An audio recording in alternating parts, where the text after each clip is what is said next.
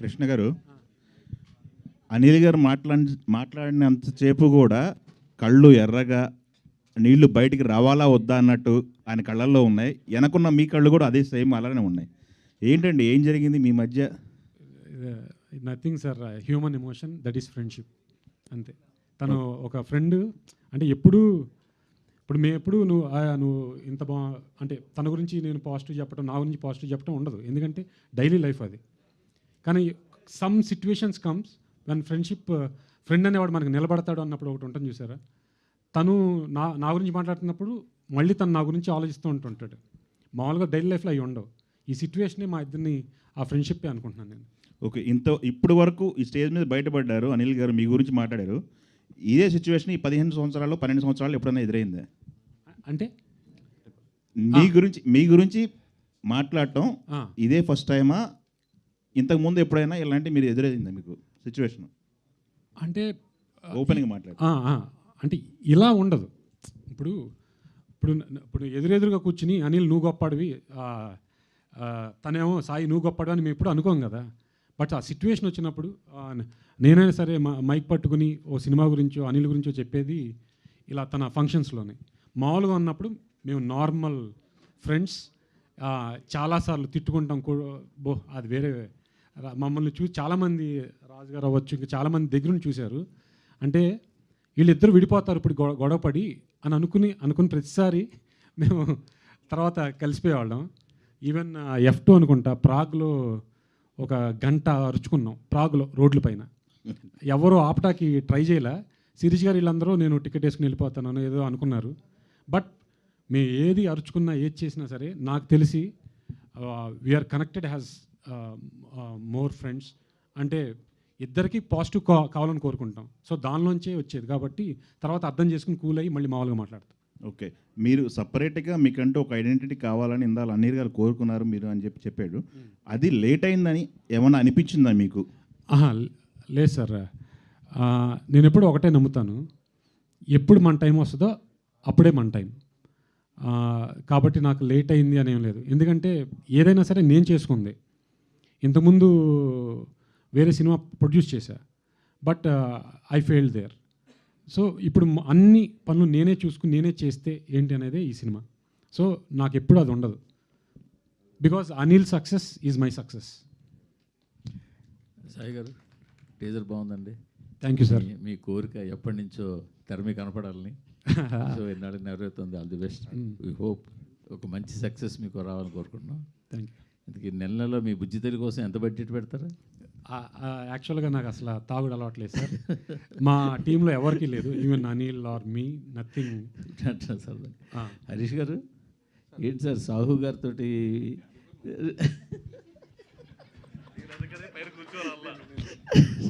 Sir?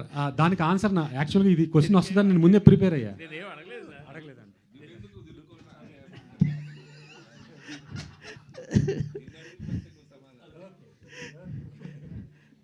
Sahu గారితో చాలా ఇదిగా ఉంటూ ఎందుకు బయటకు వచ్చారు?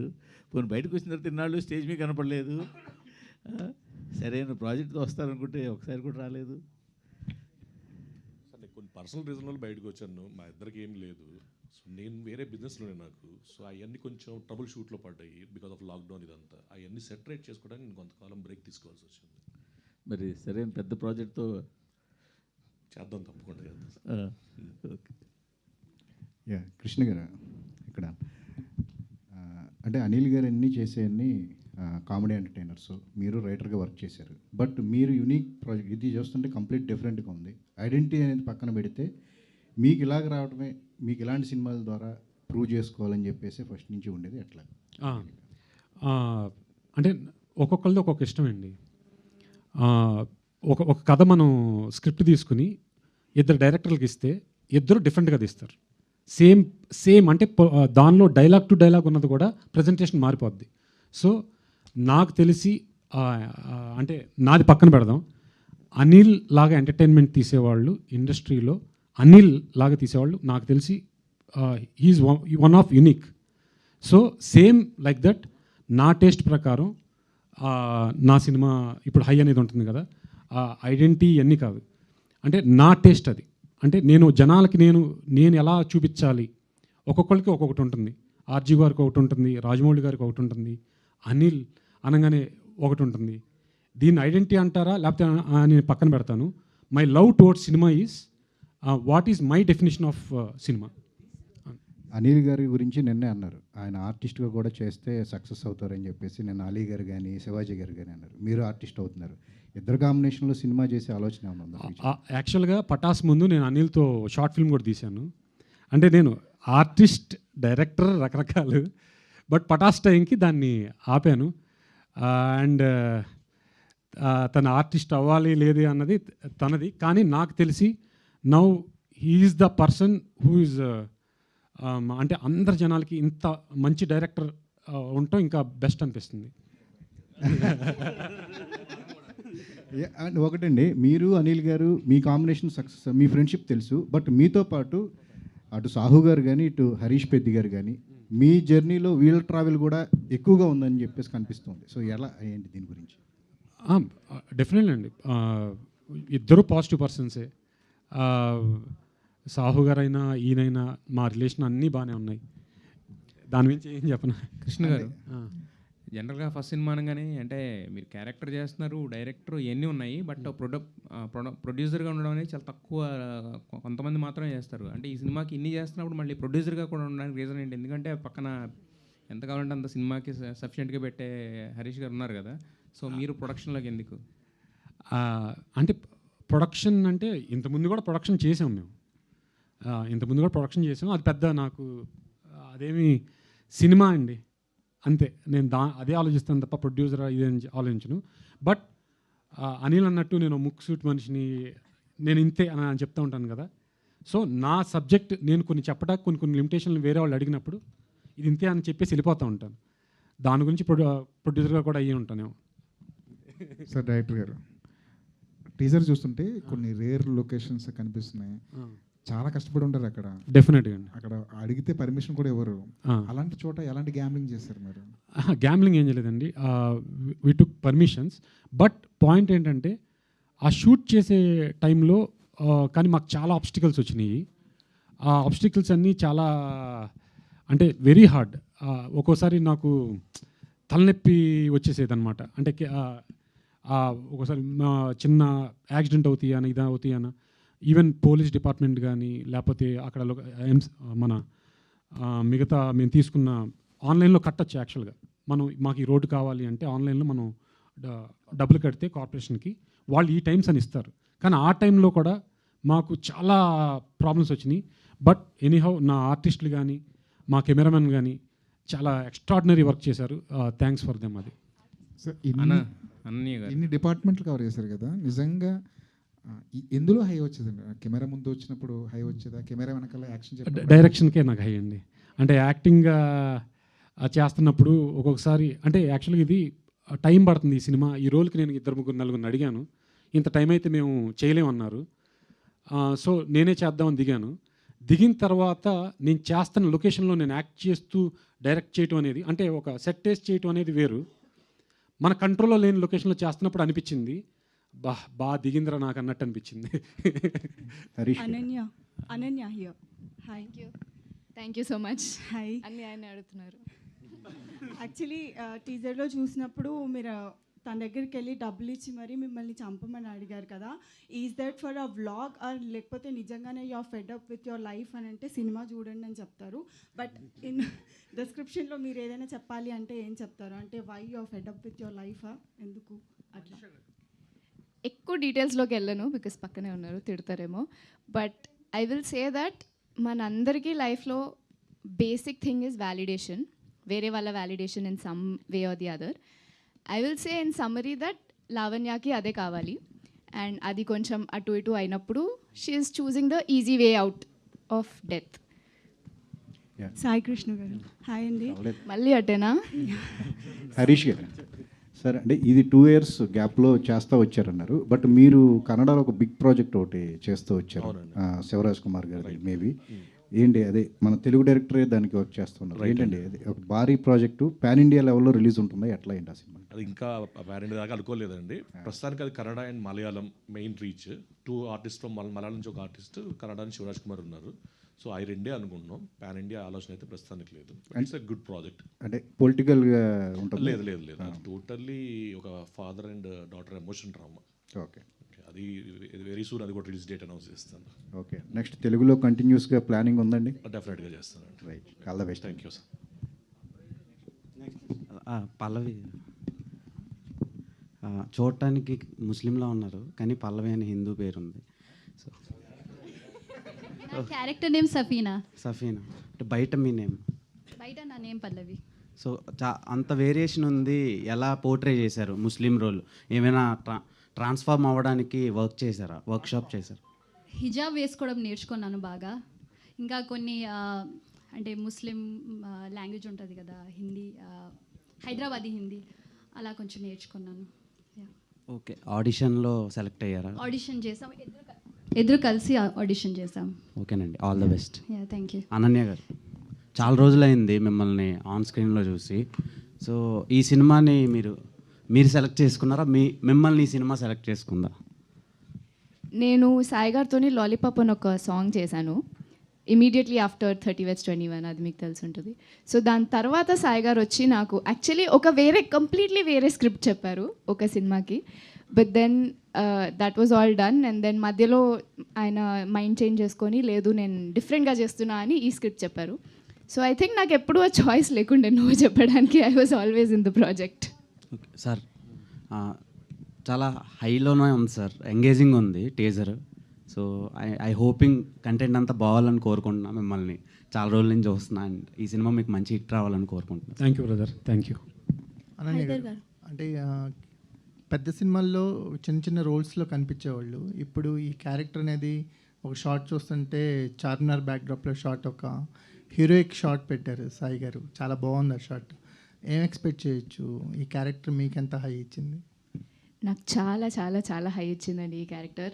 ఎస్పెషలీ మీరు అంటున్న చార్మినార్ షార్ట్, నేను షూట్ స్టార్ట్ అయినప్పటి నుంచి ఆ షార్ట్ కోసం వెయిట్ చేసిన and it's the best experience of my life.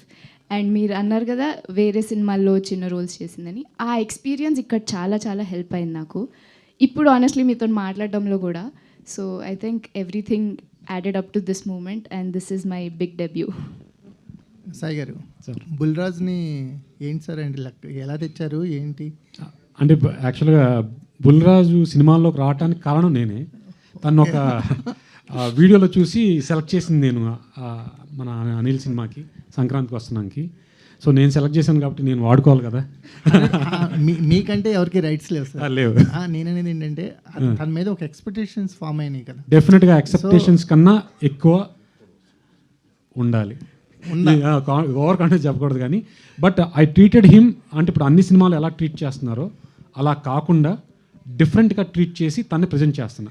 ఎందుకంటే ఈ పోస్టర్ మీద కనిపించిన వాళ్ళందరికంటే ఎక్కువ ఎక్స్పెక్టేషన్స్ ఆ పిల్లాడి మీద ఉన్నాయి కదా. అంటే వీళ్ళు ఏం చేసినా మేము పట్టుకుంటాం, కానీ కుర్రాడు ఇంకేదేదో చేస్తాడని ఎక్స్పెక్ట్ చేసి కూర్చుంటాం కదా. ఏదో సీరియస్గా డైలాగ్స్ చెప్తున్నాడు. Definitely sir. అంటే నేను ఒకటి చెప్పగలను, అంటే ఇప్పుడు ఇది పీకేస్తుంది అని చెప్పను.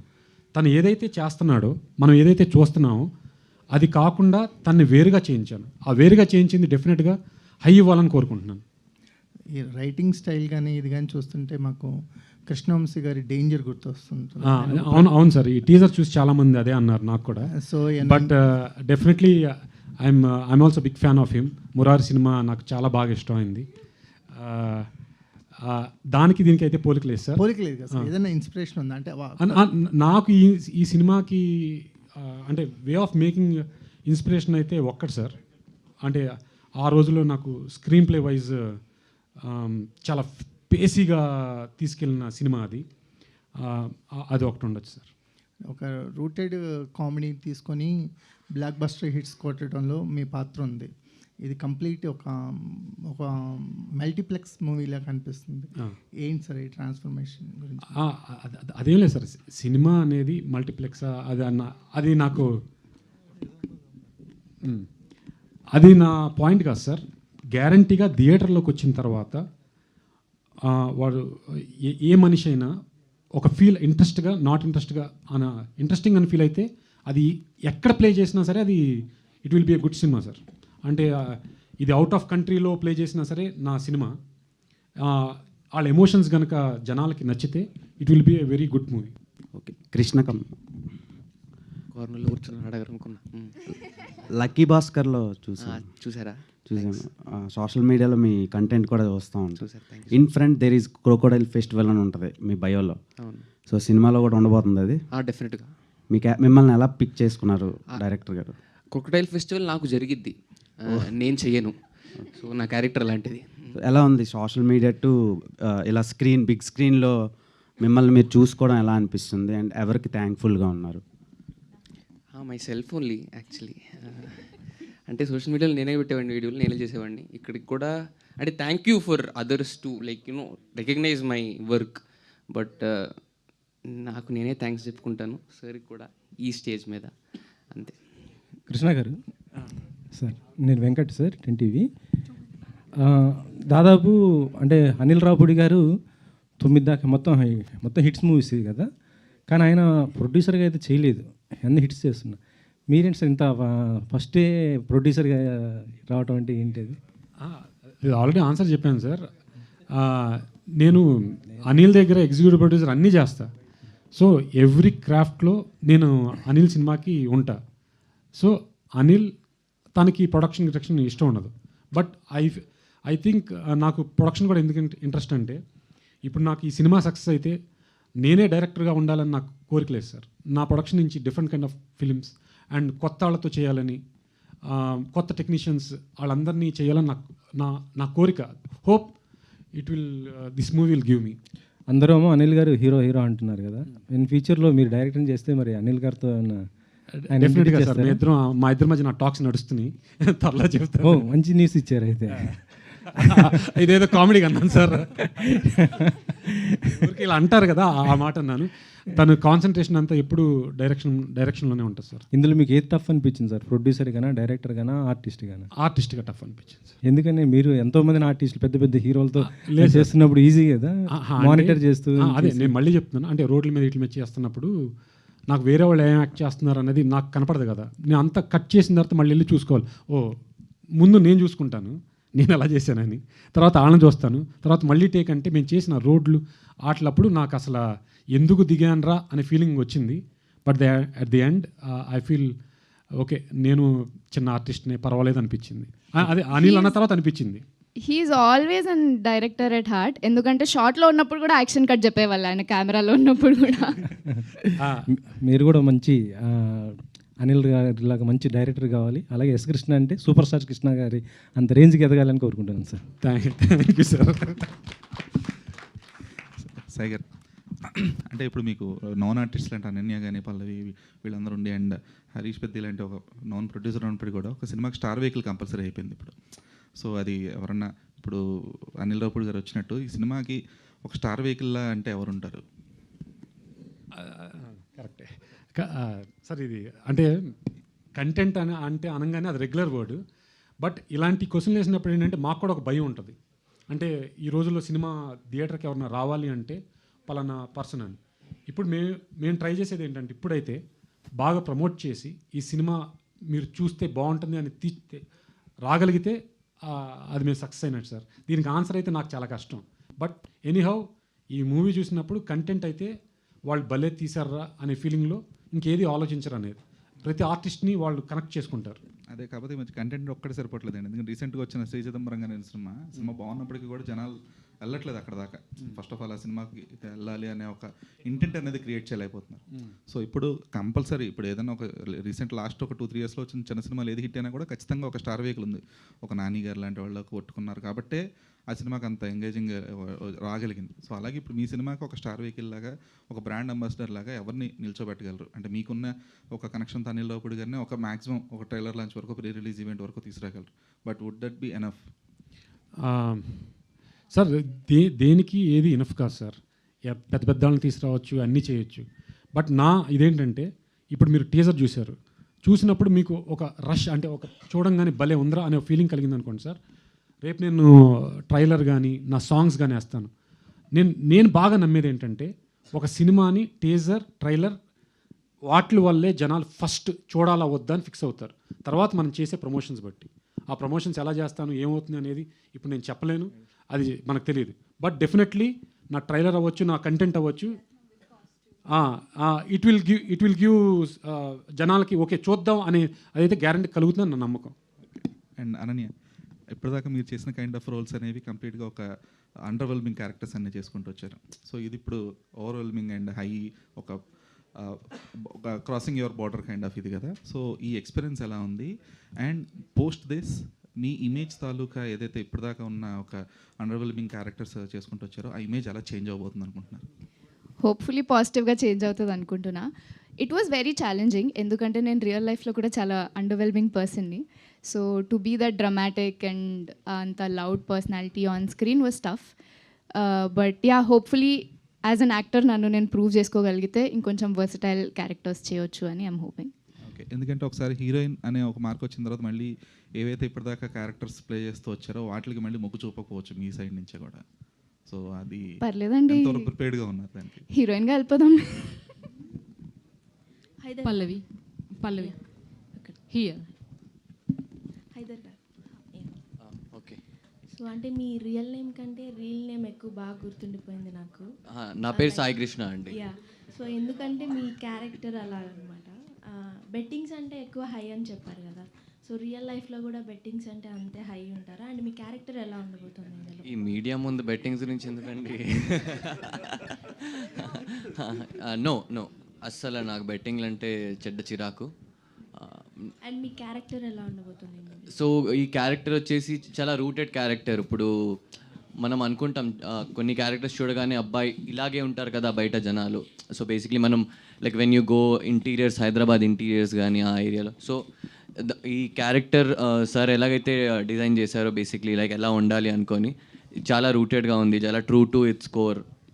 సో ఇది లైక్ చూసిన వాళ్ళందరూ లైక్ మీరు హైదరాబాద్ వచ్చి మొత్తం సిటీ అంతా చూసి లైక్ జనాల్ని కలిసి ఉంటే you will connect with that character. All the best అండి. Thank you ma'am. పల్లవి గారు, హాయ్ అండి. లాస్ట్ షాట్లో హార్స్ రైడ్ చేసుకుంటూ వస్తున్నారు కదా మీరు, సో వాట్ ఈస్ దట్? అంటే ఆ సీన్ ఏంటి? సెల్ఫ్ రెస్పెక్ట్ అంటే హై అంటున్నారు, హార్స్ రైడ్ చేస్తున్నారు, ఏదైనా కనెక్షన్ ఉందా దానికి? నా క్యారెక్టర్ గురించి నేను ఎక్కువ చెప్పకూడదు. I think my work will speak after the release. Krishna గారు, సార్ రియల్ లైఫ్ ఎలా ఉన్నా కానీ అంటే క్యారెక్టర్స్ ఎలా చేయాలి, కొన్ని రైటింగ్ డిపార్ట్మెంట్, డైరెక్షన్ ఇవన్నీ పక్కన పెడితే రియల్ లైఫ్లో కూడా కొన్ని హై ఇచ్చే మూమెంట్స్ ఉంటాయి కదా, సో మీకు అలా హై ఇచ్చే మూమెంట్ ఏంటి? ఈ సినిమా రిలీజ్ అనండి. అంటే ఇలాంటి మూవీస్ రిలీజ్ చేయడమే చాలా పెద్ద టఫ్ జాబ్. రిలీజ్ అయినప్పుడు definitely I will get high. All the best. Thank you. Done. Thank you so much to all our media friends. Thank you so much to the team. Hi. Thank you media.